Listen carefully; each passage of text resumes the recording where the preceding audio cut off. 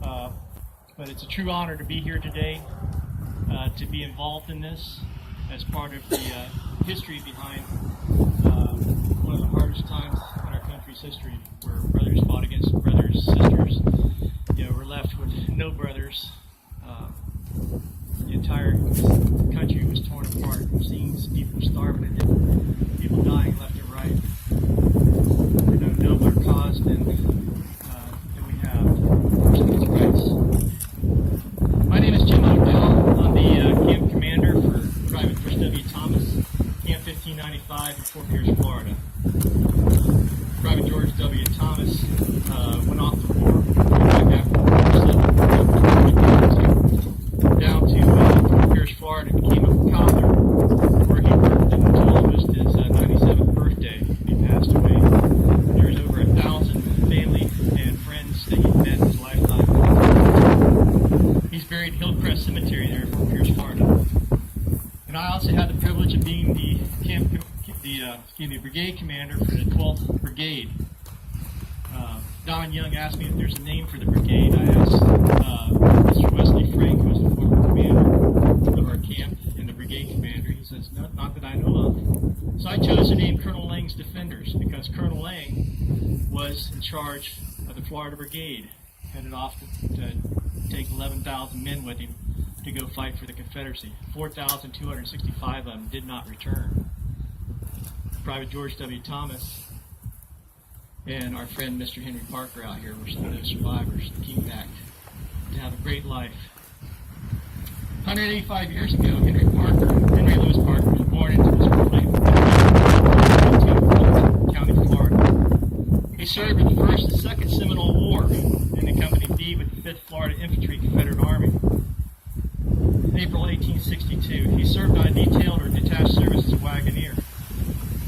Mr. Don had more information, but I just want to let you know that Henry Parker was one of the first pioneers of the program. He opened up a store here, a trading post. It was attached to the side of his log cabin. He also, the nearby Seminole Indians were regular customers of his, trading alligator, deer, hides, guns, ammunition, groceries. Parker, along with many of the first pioneers, can now be found here beneath the sacred soil.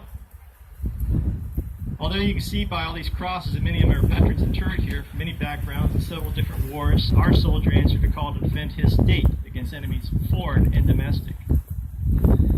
First the Seminoles, then the very army that he had served with distinction. Private Henry Louis Parker, as a commander of the 12th Brigade Sons of Confederate Veterans, it is a true honor to have you in my charge, Mr. Parker, so that your memory shall be carried on. We dedicate this Southern Cross of Honor for your honorable service in Christ's name. So much you serve, and thank you for your service. He died March 13th, 1908 in Fort Drum, Florida. Uncovered. Dear Heavenly Father, on this sacred soil, we come to honor one of our fallen, one of the true heroes of our state. They chose to answer the call when called for militia to go out and fight against the very country that our founding fathers established. On this land is also buried other soldiers. We honor them here by our presence. We wish that all of them rest in peace, that all the turmoil in their families have ceased, that all the nightmares in their families have ceased. That peace is truly blessing this very soil that we stand upon. Heavenly Father, we thank you for the safe passage of all these people that have come here to witness the establishment of this cross of honor for our sacred son. We thank you for everything you've given us this day, this nice cool breeze so that Wool feels better. We thank you for everything you've given us this day in your son's holy name, in Jesus Christ. Amen. Amen.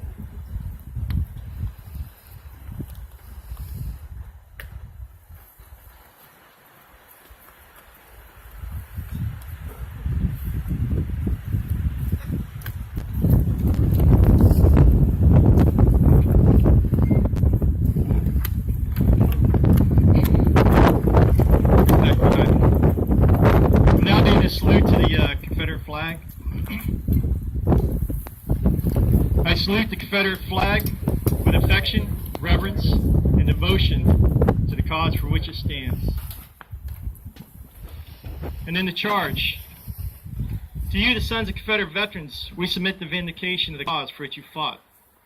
To your strength will be given the defense of the Confederate soldier's good name, the guardianship of his history, the emulation of his virtues, and the perpetuation of these principles, which he loved and which made him glorious, and which he should also cherish forever. It is your duty to see the true history of the South is presented for all future generations. Lieutenant General Stephen Dill Lee, Commanding General, United Confederate Veterans, 1906. Thank you.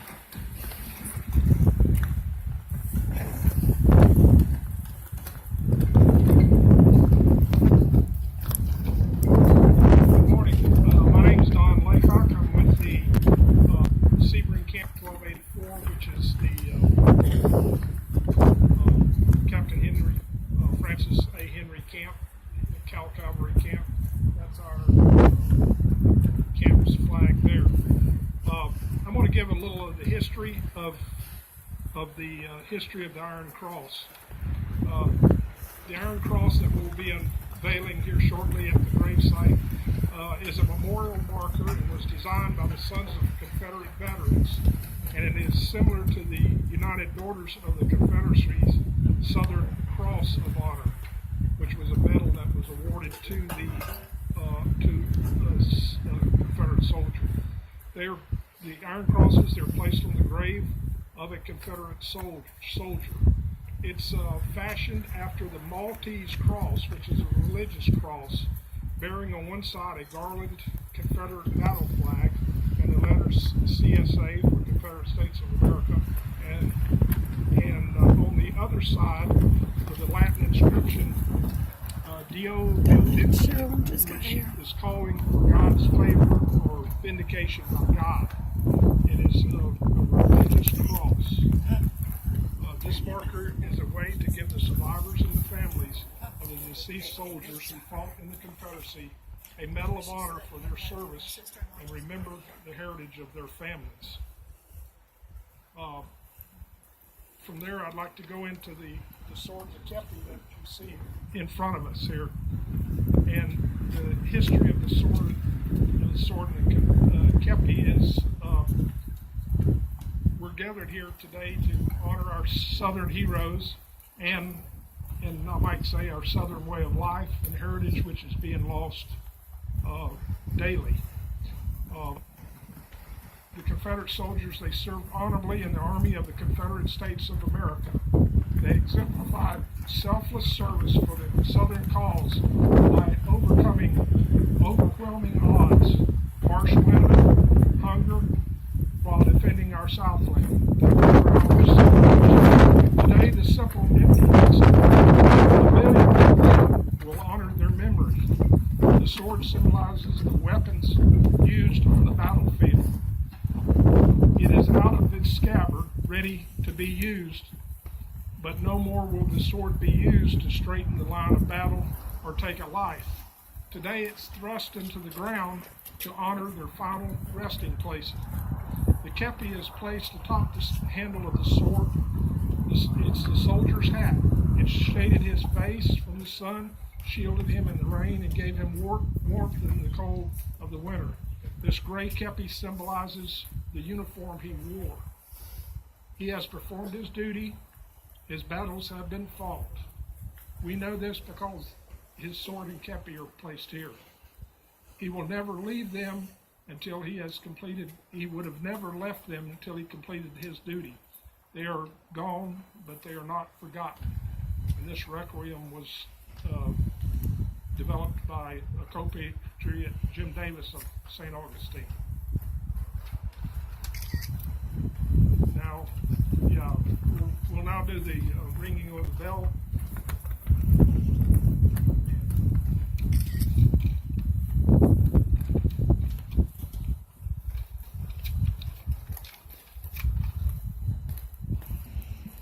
The soldiers that are buried both here and in Bassinger. We did Confederate Memorial Day last year. We showed up over there, and here's all these beautiful iron crosses on the graves. I had no idea where they came from. and our president, Miss Talisa, sits there and says, "Jen, there's iron crosses here."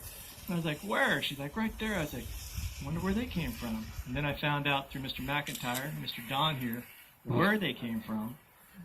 The 12th Brigade, mind you, also encompasses Indian River, St. Lucie, Martin County, and Okeechobee County and stuff, which is technically outside of their camp's jurisdiction.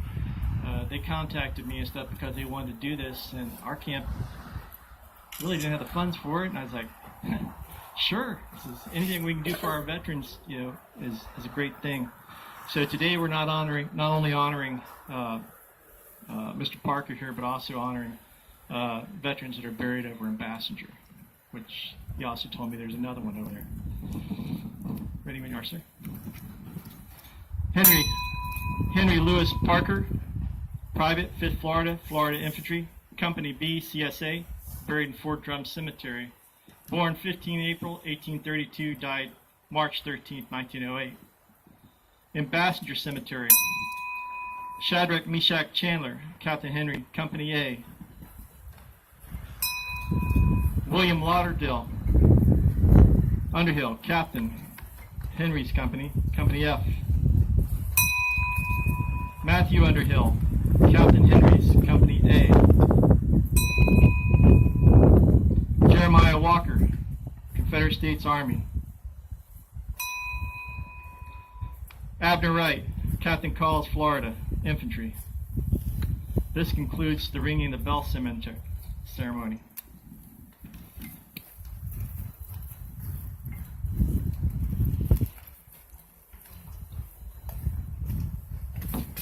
At this time, we'll escort the widow to Henry Parker's grave.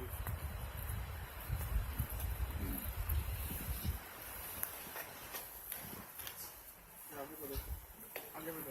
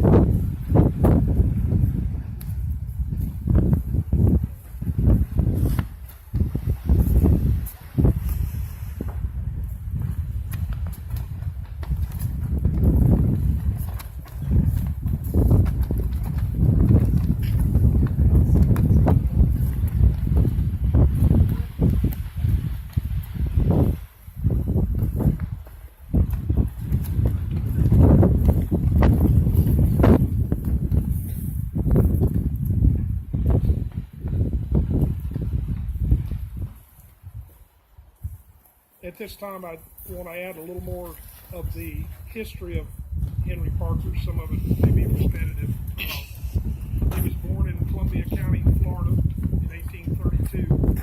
That's the Lake City area. Is the microphone working all right, or is it the volume?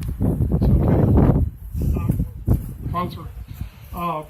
In Columbia County, Florida, that's Lake City, or Alligator, as it was known before.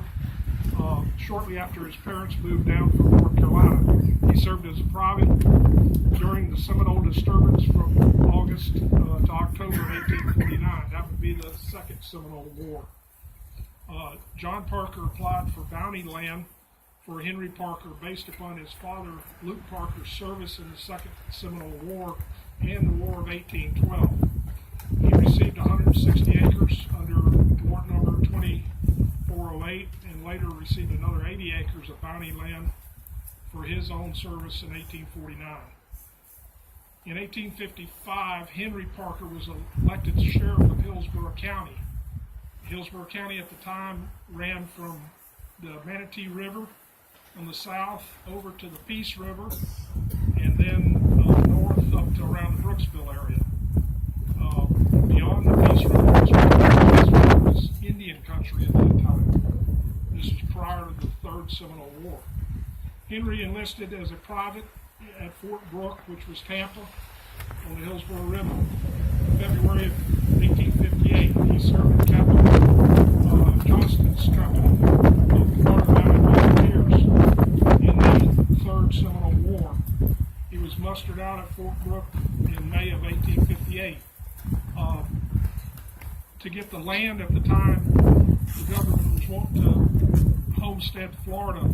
You had to join, I think it was mandatory, someone joined the Florida militia to guard that land, and that was part of that requirement to get this land. About 1859, Henry Parker moved back to Columbia County and married a widow named Elizabeth Holmes, who had a son named Henry Allen Holmes by her first marriage. Henry Holmes later married Joanna J. Morgan, the daughter of Henry Parker's sister, Mary Parker Morgan. We are honored today to have Arnold Allen Holmes, who is kin to the Parkers, and he's in the audience in the center there. And we're so happy that you came here. And he was telling me and the homes are buried in this plot just behind the color guard over with the border around it.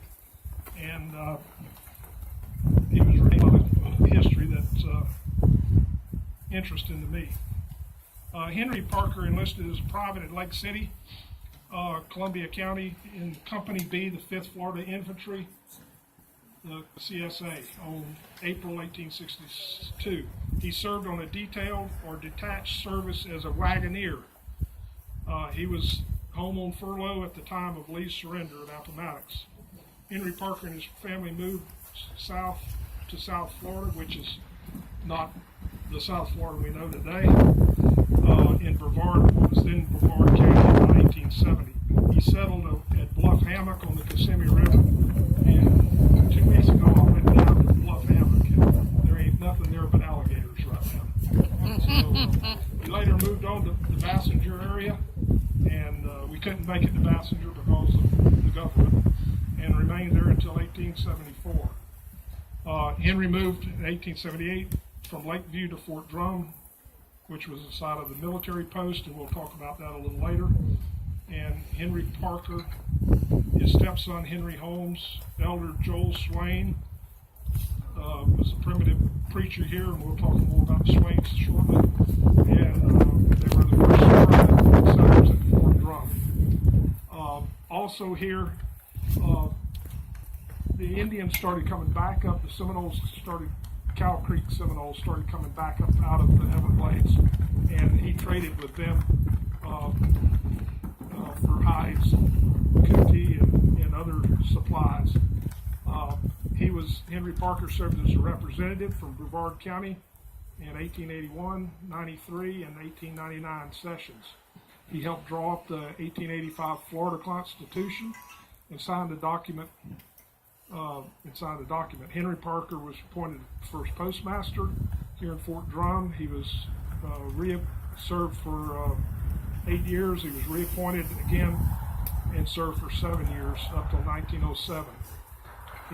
He received an Indian War pension, and his widow also received his Indian War pension after his death, and she also received a pension from the state Confederate pension, and they're both buried here in Fort Drum.